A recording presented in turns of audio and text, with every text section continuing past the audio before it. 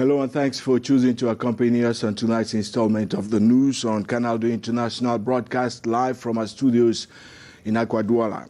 In keeping with tradition, the journey starts with the headlines served us by Kejang Henry Atembe.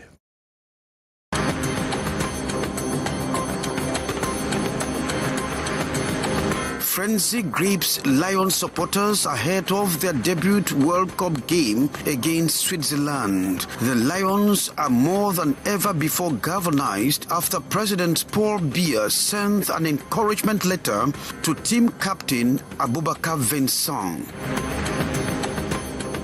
And household laments over excruciating cost of basic necessities as prices continue to skyrocket. Housewives are trapped between ostentatious necessities and poor quality goods to feed their families. The 6:15 news comes up in a second with anchorman Ntarike Divine Ramsey Jr.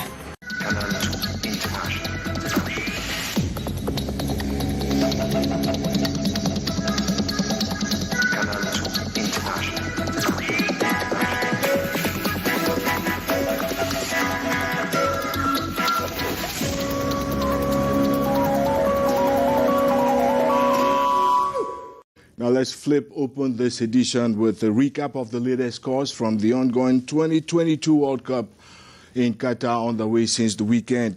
Earlier on today, Africa's third flag bearer in the tournament took to the pitch. It was Morocco, and the North Africans settled on a virgin tie with Croatia in what analysts are describing as an even game with superlative performances from both goalkeepers. And later on in the day, Japan surprised the world by defeating Germany 2-1, the second major upset in the tournament after Saudi Arabia shocked Argentina 2-1 yesterday. Currently on is Spain versus Costa Rica, and at 8 p.m. And on to something else, and still on the World Cup page, Cameroon's Indomitable Lions debut their 2022 World Cup campaign in under 24 hours when they confront their counterparts from Switzerland in Qatar, of course. And despite their underachievements at the Global Football Jamboree over the past 2 decades, fans across the country are predicting a win for the Indomitable. Lions and Douala, one can say without doubt that they have high expectations as Cameroon take Switzerland for their debut outing of the Qatar World Cup tournament come Thursday, November 24. We are confident and with God's hand in it, tomorrow by 2 goals to 0. We expect always to win, and we know we will win because we are not there to play, but we are there to prove our worth. We have confidence in our players. We have our objectives during the competitions. Not only because we want to win the competition, but we want to show our fighting spirit. Predictions have already been made on the scores of the football encounter. 1-0 or 0-0 because we need to win. But when it gets tough, it's a draw. They can't win us. Fans are yet to digest the absence of Ngandan Gandri for the Qatar 2022 expedition, but they remain optimistic. It's true it won't be easy. Our players need to work hard so as to be victorious tomorrow. We have complaints of what the coach did. He has left behind a good defender to take someone whose skills he knows nothing about. In a pre-match press conference, Vice Captain Choupo-Moting expressed optimism and readiness against Switzerland. The fighting spirit was further galvanized after President Paul Biya addressed a letter of encouragement to the Lions. Cameroon will be the 4th African country to move on the green turf after Senegal, Tunisia and Morocco. And as the football fever steadily mounts countrywide, there is perceptible mobilization across the streets of the country's economic hub, Douala. Fans out here say a win in the tourney opener for Cameroon will determine their fate going forward. Sherifa Saleh.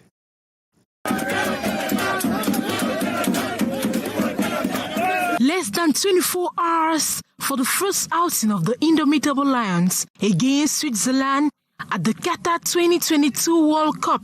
There is unison behind the Lions. The Lions should engage with unison spirit while on field. Be concentrated and avoid misunderstandings. More importantly, know that the whole nation counts on them. As Cameroonians, we are supposed to be their backbone, for all that we say and write will affect them where they are. The euphoria behind the Lions is rife, where even non-football fans have thrown their support behind them. Let's make sure that all hate speech about the indomitable Lions shall not reach where they are. Those who are in Qatar equally have a great role to play by hyping the Lions that day, no matter the scores they will obtain. While these supporters and experts are waiting to see a good team on the field this Thursday, November 24th, others are contemplating on the starting lineup. In the meantime, two members of Rigobert Song's selection have been exuding confidence, while Choupo-Moting says he will aim to spearhead Cameroon's attack line in the match against Switzerland. Mbemo says he has no issues so far with anyone at the defense block. They both spoke to Mirabo Mahop in Doha. Of course, you know I'm a forward, and the ultimate goal for me is to score. But it isn't the only thing I'm focused on. Team spirit is also very important. I don't care about past statistics and figures. Every and each match for me is a new beginning. As a team, we want to win together. It's the most important. Me, I will play hard for the victory. I do prefer to play as a forward. I don't have a specific preference. But in my club, as usual, I play on a two-strike strategy. I'm also at my ease on the side. But at the end, it's up to me to give the best of my talent on the field. We will give the best of us. I always say that. We all want to play this World Cup. We know the whole Cameroon is behind us. Now let's come back home and go over to the capital, Yaoundé, where the Mimboma neighborhood appears to be a no-go area for agents of the Cameroon water utility, CamWater. A couple of them were harassed and molested there earlier today as they went out to track down and uncover thieves of potable water. Hyacinth Chair reports. Qu'on le corrige un peu. Parce que quand il a entré, il n'a pas réfléchi. Non, ça ne va pas. The head of the control unit of the water utility service, who narrowly escaped spanking from the woodlums. Water has been fraudulently consumed in this part of the Mimboma neighborhood in Yaoundé over the years without paying a dime to CamWater. And in an attempt to put a stop to the practice, the agents were quickly rough-handled by the fraudsters, and not even the police officer who was out to ensure their security could escape the beatings. They see the scene with the forces of law and order, and some of the perpetrators picked up for questioning.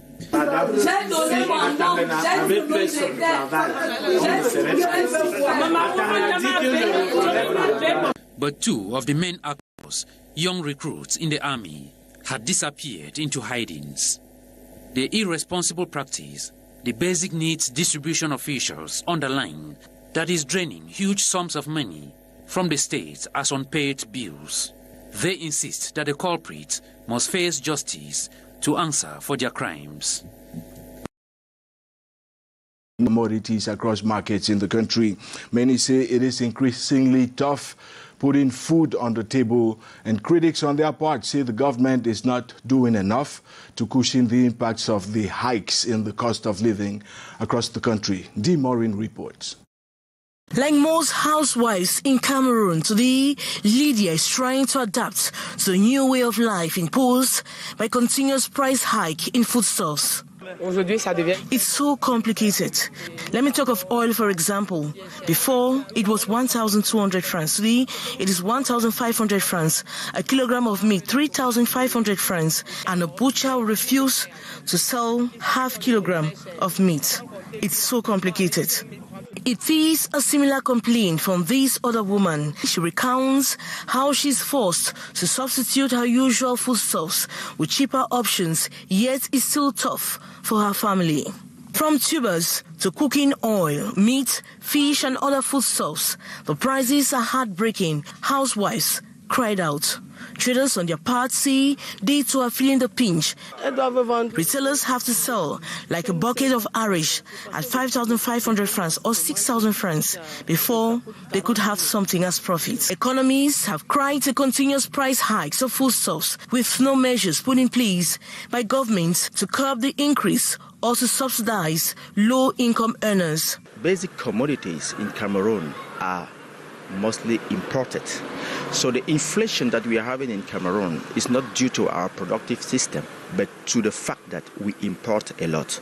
And this crisis, the international crisis we are having, impacts the countries where we import most of our basic commodities. And you know that they got problem of energy in their countries. So that's the first factor. And internally, we do not have a good productive system. In the meantime, daily routine as well as feeding patterns have been greatly altered because they have to streamline their family budget to be able to meet up with the price changes on basic commodities.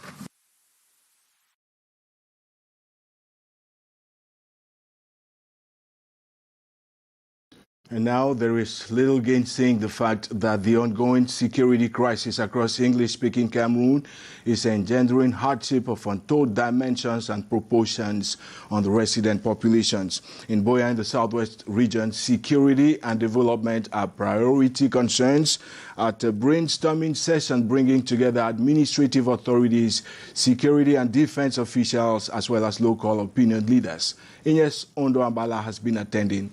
Here's a report.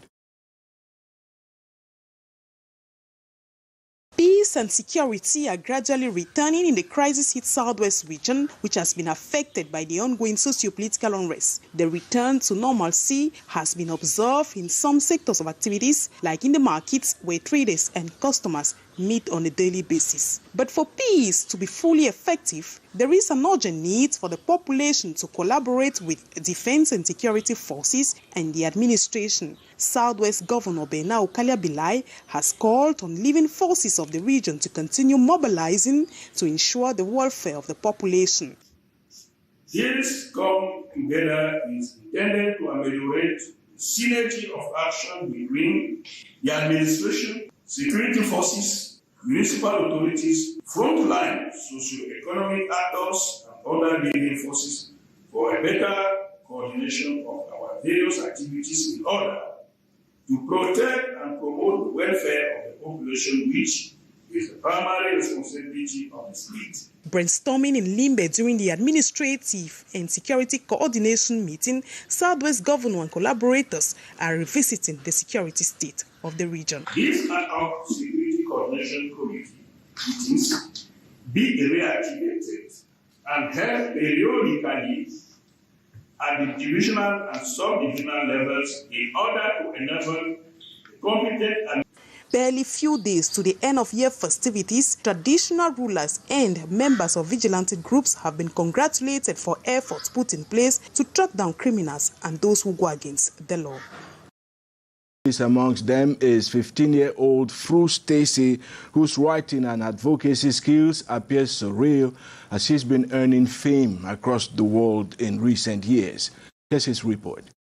She is just 15 years old and an author of 5 smelly cards at the age of 7, which was later approved by the South African Department of Basic Education as suitable for young learners in the primary school.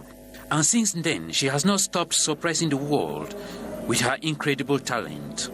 Stacy has won over 50 local and international awards for her brilliant works.